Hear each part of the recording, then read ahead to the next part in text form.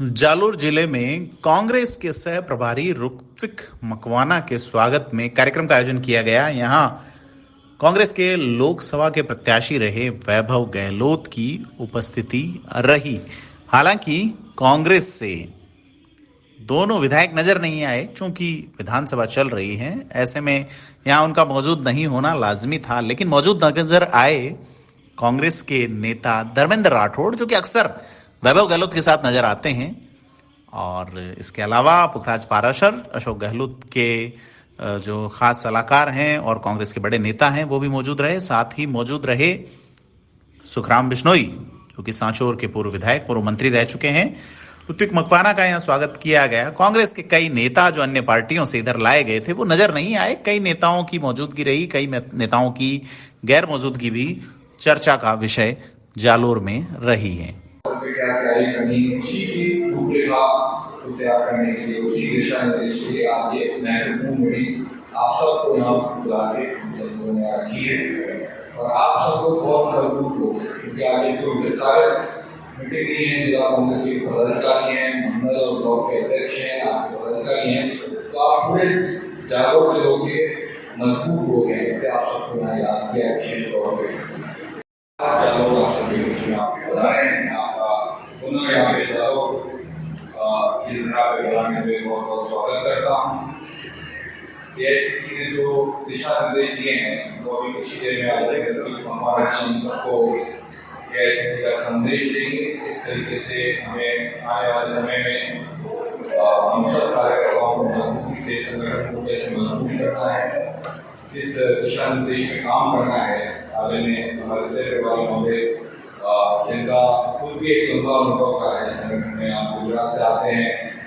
जालोर सुई और गुजरात का नाता बहुत अच्छे से जुड़ा हुआ है, आप और हम सब जानते हैं। आपको चाहे शादी ब्याह हो, चाहे दूसरी कोई बात हो, जालोर सुई और गुजरात का नाता हमेशा मजबूत रहा है। तो आपको बहुत सोच समझ के कांग्रेस हाईकमान ने इस पूरे क्षेत्र का प्रभार दिया है। और आप विधायक भी रह चुके हैं, सेवादल में भी आपने लंबी वर्षों तक संगठन का अनुभव प्राप्त किया। तो निश्चित तौर पे आपका जो यहाँ पे प्रभार क्षेत्र मिला है, तो निश्चित तौर पे जालोर सुई क्षेत्र को आपके इस प्रभार मिलने से बहुत बहुत फायदा होगा। मैं कुछ बातें आप सबके सामने रखना चाहूँगा। जालोर आप सभी कुछ आपके बता रहे हैं, पुनः यहाँ पे जालोर इस तरह पे बुलाने में बहुत बहुत स्वागत करता हूँ।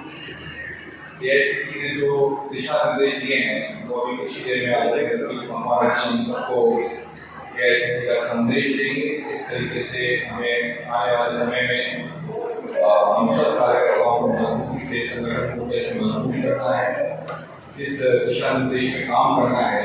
आदरणीय हमारे सह प्रभारी महोदय, जिनका खुद भी एक लंबा अनुभव का है संगठन में, आप गुजरात से आते हैं।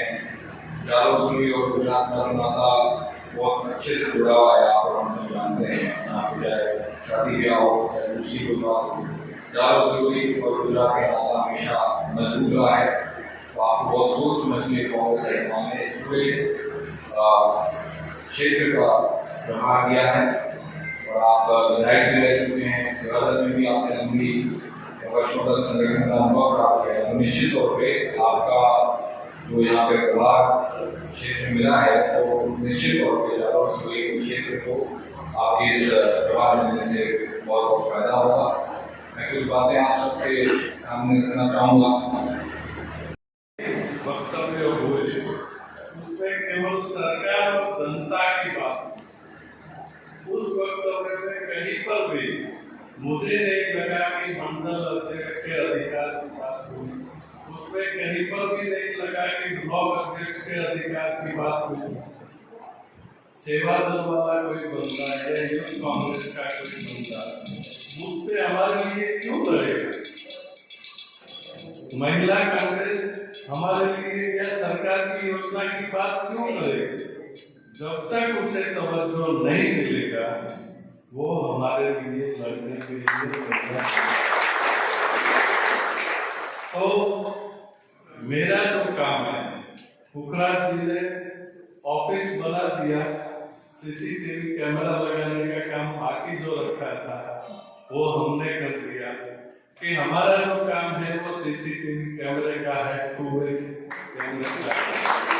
हमें जो यहाँ पे दिखेगा, हमें जो यहाँ पे सुनाई देगा, हमें जो यहाँ पे समझ में आएगा, हम जो इसका एनालिसिस करेंगे, ये एनालिसिस हम पीसीसी को और एआईसीसी को उपलब्ध कराएंगे। मैंने पहले भी बोला कि टू वे सिस्टम है, वहां से जो सूचना मिलेगी वो हम आप तक पहुंचाने का पूरा काम करेंगे। हमारा काम है, यदि हमारे नेताओं के बीच और संगठन के बीच कुछ भी कम्युनिकेशन गैप है तो कम्युनिकेशन गैप भरने का काम हमारा है। जितना भी हो सके आपके बीच में कम्युनिकेशन गैप कम हो, ये रोल हम हमारी पूरी ईमानदारी से निभाने की कोशिश करेंगे। हमें सुखराम जी ने 2-3 बार बताया है और 8 पीसीसी के सदस्य हैं। तो जिस उपस्थिति में आप सब लोग आए हैं, मैं वाकई जिला कांग्रेस को आप सबको धन्यवाद दूंगा कि आप लोग सभी एक शॉर्ट नोटिस पे आपकी उपस्थिति यहाँ लगभग 90 से 100% है। ये इस जिले के लिए तारीफ के काबिल है।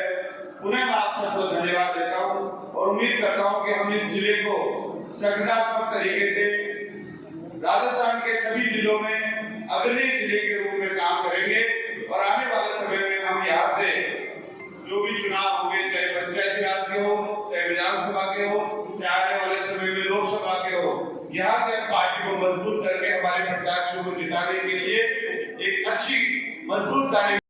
आज राजस्थान के जालोर कांग्रेस कमेटी की संगठनात्मक बैठक का आयोजन हुआ, जिसमें सारे सीनियर लीडर्स, संगठन के प्रमुख पदाधिकारीगण, ब्लॉक और मंडल के मुख्य पदाधिकारीगण उपस्थित रहे। आने वाले समय में लोकल बॉडीज के इलेक्शन आने वाले हैं, तो उससे पहले संगठनात्मक कार्यवाही जितनी की बाकी है, आगे आने वाले समय में हमें किस तरह से काम करना है उसकी कार्य योजना बनाने के लिए हम मिले थे।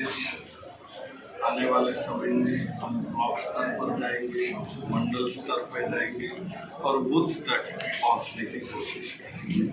गुजरात में राहुल गांधी जी अभी गए थे, उन्होंने कहा था कि संगठन में कांग्रेस में कई ऐसे लोग हैं जो बीजेपी मानसिकता है, तो वो कैसे तय करेंगे कि आप बीजेपी मानसिकता के लोगों को बाहर करें? राहुल जी की जो बात आई थी वो 2 दिन तक राहुल जी गुजरात में रहे।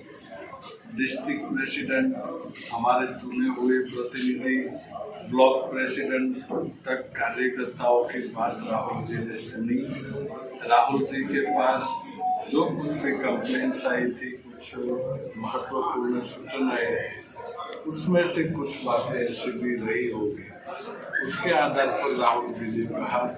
और केवल कंप्लेंट के आधार पर नहीं, मगर उनका हिस्ट्री भी देखा जाएगा, कितनी बार क्या हुआ उसका डेटा का एनालिसिस भी होगा और उसी के आधार पर पार्टी कार्यवाही करेगी। क्या आप मानते हैं कि संगठन कमजोर है? क्योंकि आप जिस जिले में हैं वहाँ लोकसभा सीट आ चुके हो, बीजेपी का गढ़ है, किस तरह से कार्यकर्ताओं में आप मुद्दा करेंगे? देखिए, चुनाव की हार जीत जो होती है वो परसेप्शन के आधार पर होती है। आप ये नहीं बोल सकते कि भारतीय जनता पार्टी का संगठन मजबूत है, उसी के आधार पर भारतीय जनता पार्टी जीत रही है। यदि ऐसा होता तो आप राजस्थान में आप भी देख लो कि राजस्थान में भारतीय जनता पार्टी के संगठन के प्रभाव से ज्यादा नरेंद्र मोदी और अमित शाह की चली।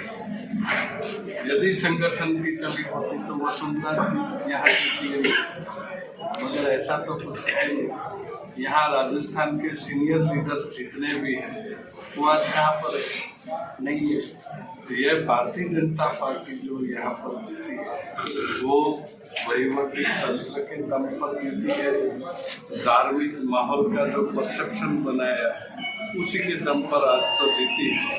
आने वाले समय में क्या होता है उसके। आप जिस प्रकार लोग वोट दे रहे हैं और सत्ता आ रही है प्रदेश में हो चाहे देश में, इसका मतलब कांग्रेस के पास में चेहरे की कमी है। केवल उनके नाम पर वोट आ रहे होते हैं तो उनको धार्मिक ध्रुवीकरण करने की जरूरत नहीं होती। वोटिंग जो आ रही है उनके सिस्टम के दम पे आ रही है। जैसे कि बूथ स्तर पर आरएसएस पहले धर्म का काम किया करता था, वो पॉलिटिकल एजेंसी बन चुका है, तो बूथ स्तर पर आरएसएस काम कर रहा है, तो गवर्नमेंट का सिस्टम काम कर रहा है।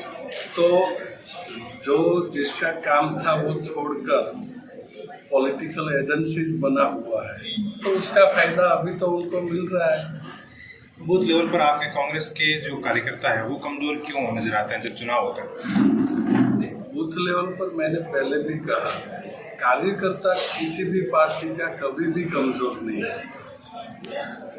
कार्यकर्ता अपने हिसाब से अपनी जितनी कैपेसिटी है अपने दम पे काम करता है, और उसी के कारण राजस्थान में 11 MP है, 70 MLA है। यदि कार्यकर्ता मजबूत नहीं होगा तो इतनी सीटें कहाँ से आएंगी? तो इससे पहले जैसे आज आपकी बैठक है, कुछ दिन पहले सेवा दल के प्रदेश प्रभारी और आई थी, उससे पहले किसान कांग्रेस की बैठक हुई थी। आपके प्रदेश लेवल के नेता सारे एक्सेप्ट करके गए हैं हम कहीं ना कहीं धरातल कमजोर है। नहीं, कमजोर का मतलब चुनावी रिजल्ट के आधार पर आप नहीं बोल सकते कि हमारा कार्यकर्ता कमजोर है।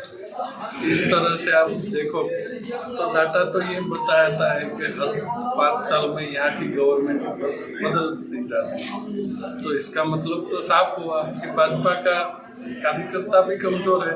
5 साल वो कमजोर हो जाता है, 5 साल कांग्रेस का कार्यकर्ता कमजोर हो जाता है, ऐसा तो नहीं हो सकता। आगामी कांग्रेस वो से काम करेगी कि सत्ता तो वैसे ही चयन करने वाले हैं? नहीं, बिल्कुल नहीं।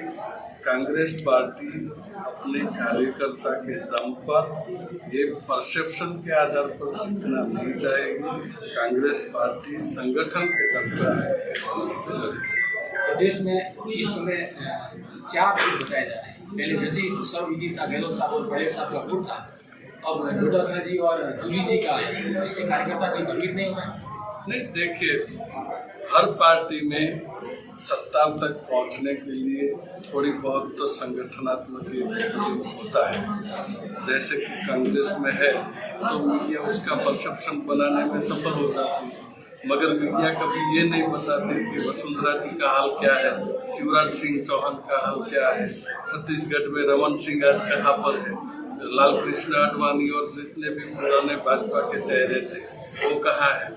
यदि गुटबाजी नहीं होती तो वो सब आज लोग होते, आज की CM वसुंधरा जी होती। गुटबाजी तो वहाँ पर हमसे ज़्यादा है, मगर मुश्किल ये है कि जो संचार माध्यम है वो सारे आजकल कॉरपोरेट जो है सारे वो बीजेपी के साथ अटैच है, तो वो अपना परसेप्शन फैलाने के काम में लगे हुए हैं, तो उसका फायदा मिलता है उनको। बीजेपी तो पे काम कर रहे हैं, कांग्रेस तो पहले से ही एक व्यक्ति पे या 2 व्यक्तियों पे संगठन पे काम कर रहे होते हैं। तो आप बताइए कि भजन लाल जी से कैसे बनते थे? संगठन का कहीं तो अभिप्राय होता है, कहीं पर भी हमने नहीं सुना कि संगठन ने बनाया भजन लाल जी को। हमने तो यही सुना है कि भजन लाल जी बैठे हैं, पर्ची के दम पे बैठे हैं। तो कांग्रेस संगठन पे काम करेगी या व्यक्ति विशेष पे काम करेगी? नहीं, बिल्कुल संगठन पे काम करेंगे। भजन लाल जी का आप कह रहे हैं इस तरह से तो भाजपा एक आम कार्यकर्ता को उच्च पद पर ये स्थान देती है। बिल्कुल, भाजपा आम कार्यकर्ता को उच्च पद पर बिठाती है, तो उसका दूसरा अर्थ ये भी निकलता है कि जो लीडर्स अपनी पूरी जिंदगी पार्टी को खड़ा करने में लगा देता है, उस लीडर की अहमियत क्या रह जाएगी।